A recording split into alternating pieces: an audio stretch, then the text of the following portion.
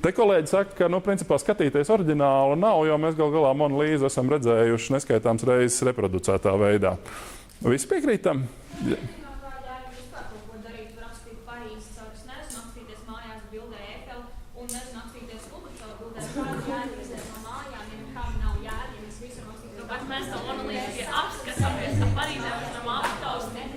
Nu, bet piekritīsiet, Parīzi tas ir trīsdimensionāls pasākums. Parīzi jūs nevarat, Parīzi jūs nevarat noproducēt industriāli, vai ne? Tajā ziņā, ka tas ir, tur jūs esat trīs dimensijās, bet bilde? Bet kā? Trīsdimensionāli. Nu, jā? Nu, jā, bet tieši tādēļ, tad, kad sāksies visādas 3D hologrammas, tad es pieņemu, ka jūs varēsiet justies arī šeit.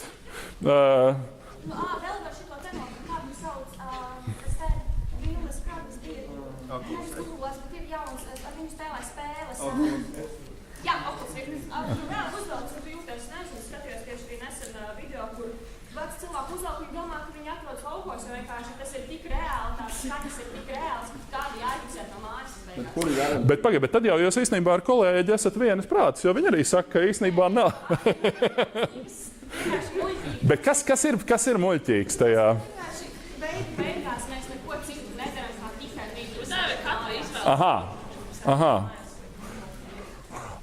Nu jā, bet tas ir šis jautājums par kultūra industriju, vai ne? Kur pretī pievērsiet uzmanību, ka attiecībā uz mūziku,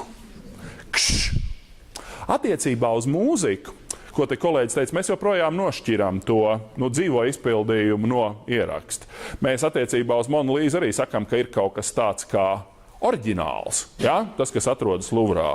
Un ir kaut kas tāds kā kopijas, kurš kaut kādā ziņā varbūt nav tik, nezinu, kādā gadījumā ir savādākas. Bet pievērsiet uzmanību, piemēram, kino.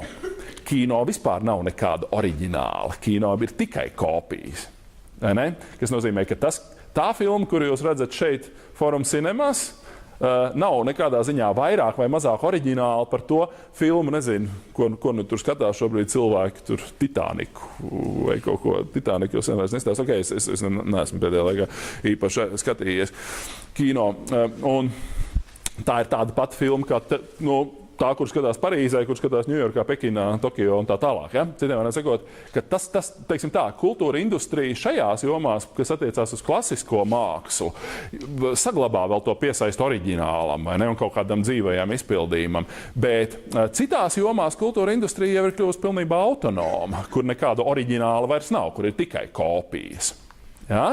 Un tas ir tas, ko mēs vēlreiz runājot par to, kādā veidā sabiedrības modernizācija, ja, saistībā ar visām šīm lietām, ko mēs te runājām. Ja, proti, ka cilvēki bija tradicionālā sabiedrībā vienādi, kļuva specializēti. Cilvēki lielākoties nodarbojās ar lauksaimniecību. Mūsdienās ar lauksaimniecību nodarbojās modernās sabiedrībās kaut kā daži procenti iedzīvotāji. Kā enerģiju mēs aizvien vairāk un vairāk aizgūstam nevis no bioloģiskiem avotiem, bet gan no tehnoloģiskiem avotiem. Un, ja džeki grib izskatīties muskuļaini, kādi jūs, protams, izskatāties, tad jūs ejat uz sporta zāli un vingrojat. Jums nav, kā saka, caurām dienām maisi jākrauj, lai izdzīvot. Kā tas bija vēl samērā nesen. Vēl pirms 100 gadiem tas bija tā, ka ļoti bieži tieši fiziskā enerģija bija tā, kas bija noteicoša. Ja? Šis tehnoloģiju izaugsmes pieaugums modernā sabiedrībā nepārprotams saistās ar to, ko mēs te runājām jau ar šo vispārējo izglītotību. Ja? Proti, ka izglītota sabiedrībā ir nevis tikai kaut kāds tur mazais augstslānis aristokrātija vai priesteri, ja?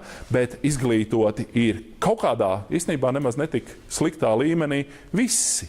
Ja? Proti, tajā ziņā, kā zināms, lasīt un rakstīt kaut kādā līmenī iemācās pilnīgi visi. Lai gan Latvijā, cik es saprotu, joprojām ir analfabēti cilvēki kaut kur ārpus Rīgas, bet iespējams arī Rīgā, kas vienkārši, zin kā, tas ir pašvaldības pienākums piespiest jūs iet skolā, un ja jūs vecāki nelaiž skolā, tad pašvaldībai ir jāsoda jūsu vecāki par to, ka jūs...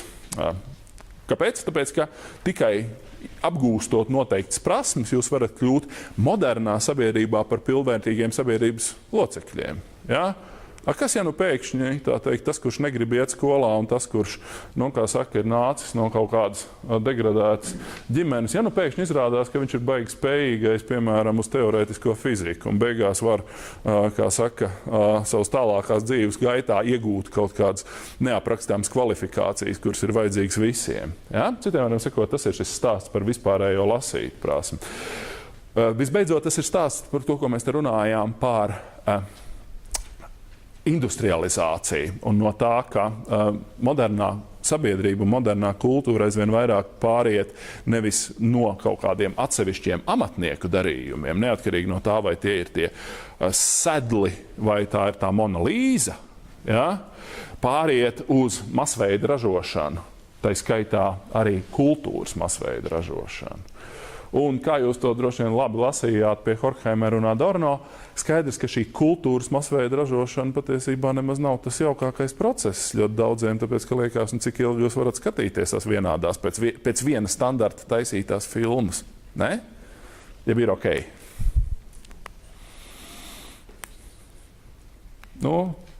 Kādi ir jūsu priekšstati par to?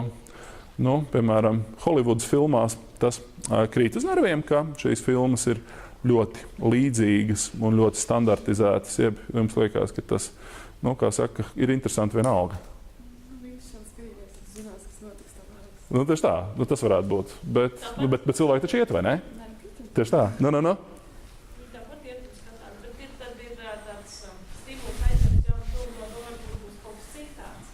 Tad, lūk, un tā ir tā būtiskā lieta, ko mēs saistam.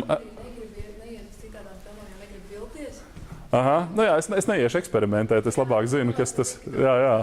Tieši tā. Un tā ir viena no lietām, ko te kolēģi ļoti būtiski aizskāra. Tas ir tas, ka modernā kultūra, atšķirībā no tradicionālās kultūras, ir apsēsta ar visu jauno.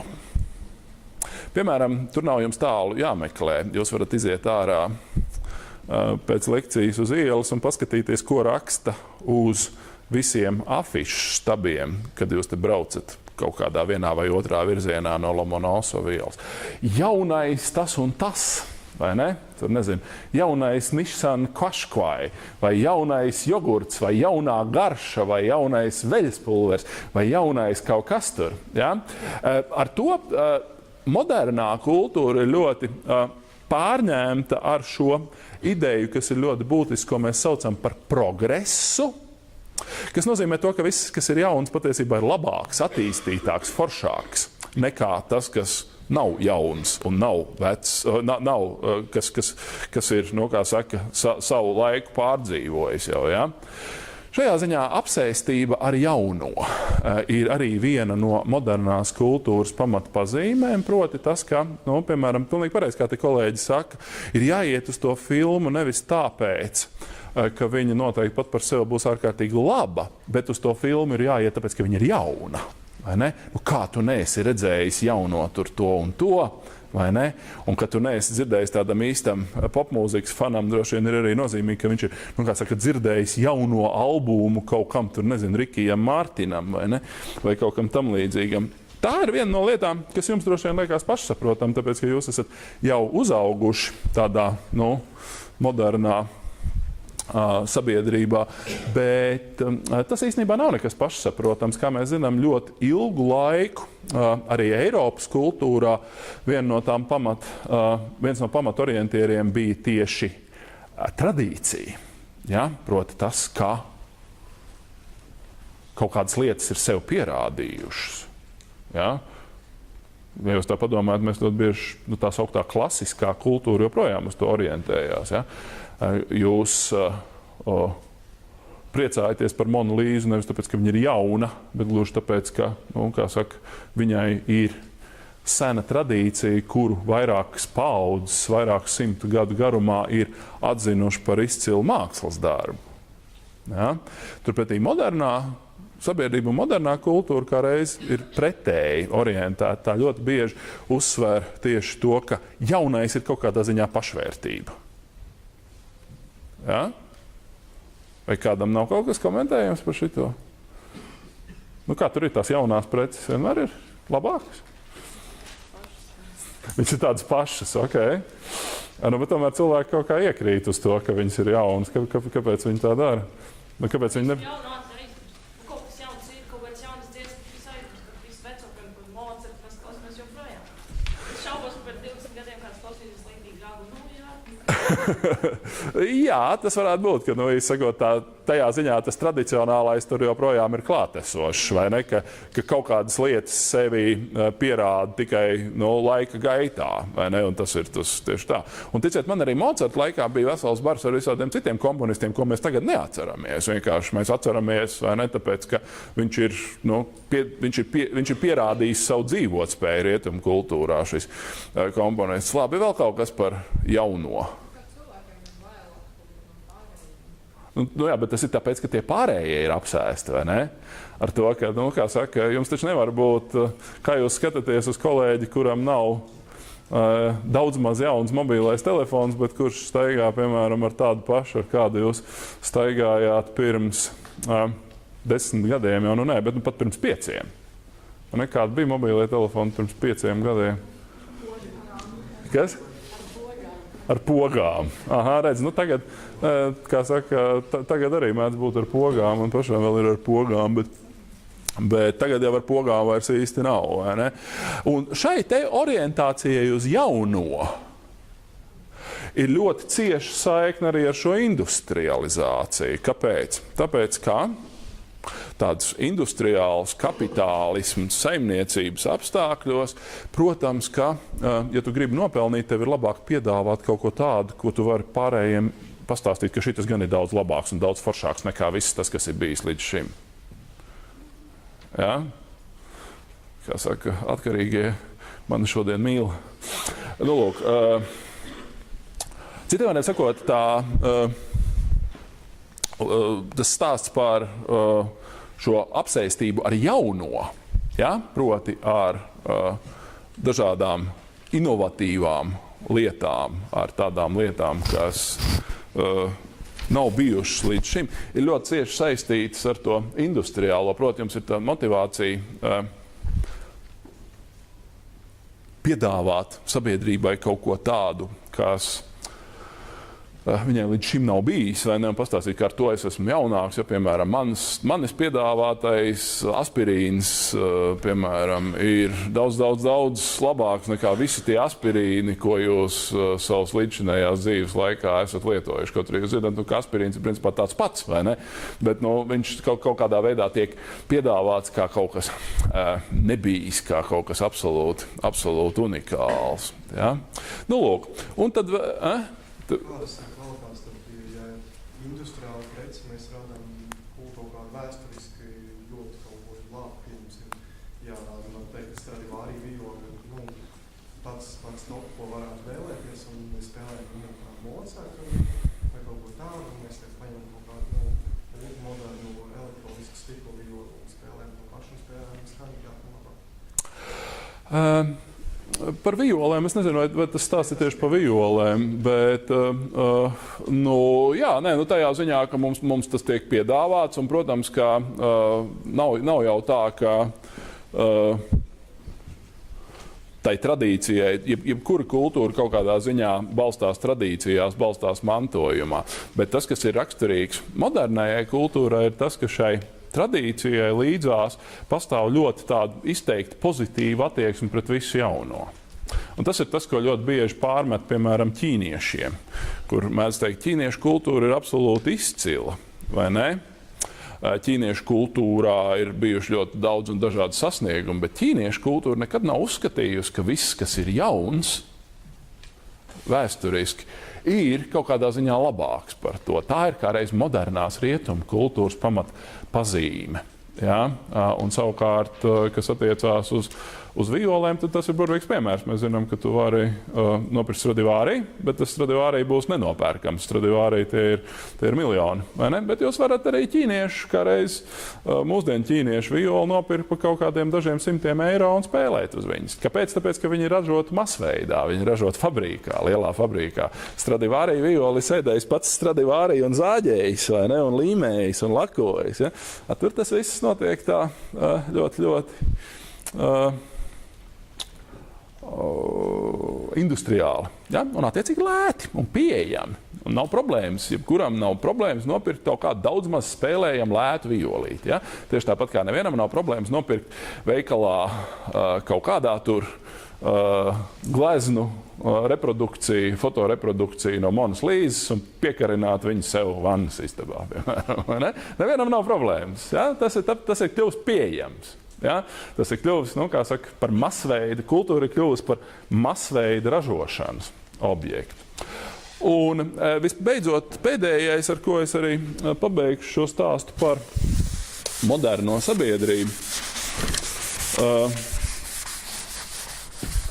ir stāsts par to, ka modernā sabiedrība ir ne tikai industriāla sabiedrība, tā ir ne tikai tehnoloģijās balstīta sabiedrība, tā ir specializēta sabiedrība, tā ir zināšanās balstīta sabiedrība, vismaz ideālā variantā.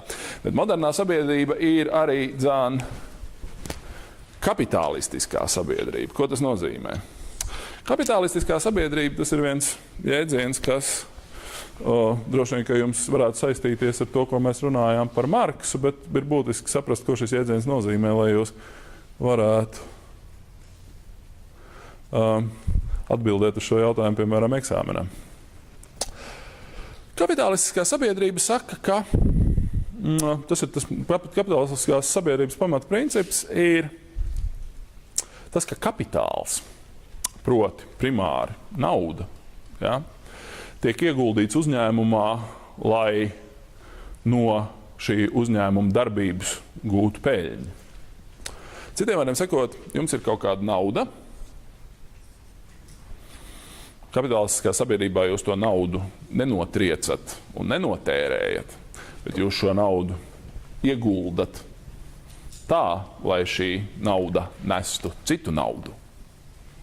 Jūs šo naudu varat ieguldīt, kur jūs vēlaties, kur jums, kā liekas, tas varētu nest kaut kādu peļņu. Ja?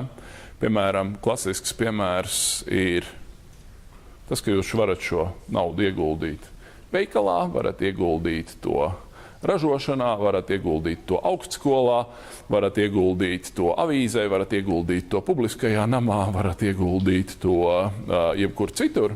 Pats galvenais ir panākt to, lai tā summa, ja, proti šitas, kas tajā mašīnā ieiet iekšā, tas, ko jūs ieguldat, ja, būtu kaut vai par kapeiku mazāk nekā tas, ko jūs dabonat no viņa ārā. Un tā viena mazā kapeika, kuru jūs iegūstat, ja peļņa no šī uzņēmuma, ja, ir tas, kas liek pasaulē griezties. Tajā mirklī, kad šī summa vairs nav pozitīva, ja, proti, kad tas, ko jūs dabonat ārā, ir mazāk nekā tas, ko jūs ieliekat iekšā šajā uzņēmumā, tajā mirklī šis uzņēmums vienkārši ir jātaisa ciet, tāpēc viņš strādā ar zaudējumiem. Tas nekas, ka tas uzņēmums varbūt nodarbina 10 000 cilvēkus. Tas nekas, ka šis uzņēmums varbūt pilda kaut kādu sabiedrībai nozīmīgu funkciju. Bet vienalga, ja tas, ko jūs dabonat no viņa ārā, nav kaut vai par kapeiku vairāk kā tas, ko jūs viņu ieguldat iekšā, tad viņam nav nekādas iemeslu pastāvēt arī turpmāk. Vai ne? Un modernā sabiedrība lielos vilcienos ar to atšķiras no tradicionālas, jeb feodālas sabiedrības, ka tur aizvien vairāk un vairāk saimnieciskās dzīves notiek tieši uz šādu principu pamata. Ja?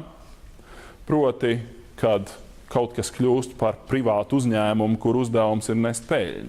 Mēs zinām, ka piemēram, padomju laikā augstskolas piederēja valstī. Avīzes piederēja valstī.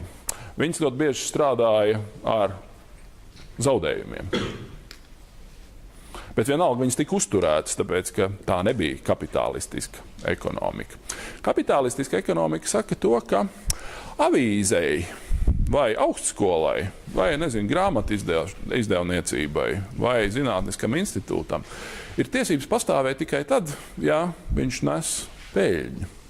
Un tas nozīmē to, ka tā ir tā loģika, ja, uz kuras balstās mūsdienu ekonomika modernajās valstīs. Ja. Proti, ka šī summa starp abām divām šīm lietām, starp to, ko jūs ieguldat un to, ko jūs dabonat ārā, ir pozitīva. Ja? Tas ir tas, ko mēs vēlreiz, es vienkārši jums pastāstu, ko mēs saprotam sociālajā teorijā un kultūras teorijā ar vārdu kapitālisms. Proti, ka šajā uzņēmumā, vienlaikus, kamēr viņš strādā, protams, ir jāiegulda nauda, bet viņam pienākās vēl kaut kas, proti uzņēmumi nodarbina cilvēkus. Uzņēmumi nodarbina cilvēkus, un šie cilvēki, kā jūs to labi zināt, īstenībā rada vairāk problēmas nekā patīkams izjūtas. Starp jums ir kāds, varbūt, kurš apsver vismaz iespēju nodibināt pats savu uzņēmumu un darīt kaut ko sabiedrībai derīgu. Es ceru, ka tādi ir, kuriem ir savas ambīcijas uz privāto uzņēmēju darbību. Un privātajā biznesā, kā jūs to zināt, jums tie cilvēki ir jāapmāca, ja jūs gribat, lai viņi strādā. Viņiem ir vesels virkni, viņi ir mēdz būt slinki, viņi ir jāskatās, lai viņi neslinko. Jums ir nemitīgi viņi jāuzpasē tādā veidā, lai viņi patiešām darītu to, ko jums vajag. Ja? Tā ir, protams, viena no lietām, kas ir raksturīga kapitālistiskai saimniekošanai. Otrām kārtām, protams, tur ir darīšana arī, ka jebkuru uzņēmumu kaut kādā veidā ietekmē valsts. Ja? Proti, valsts noteiktā veidā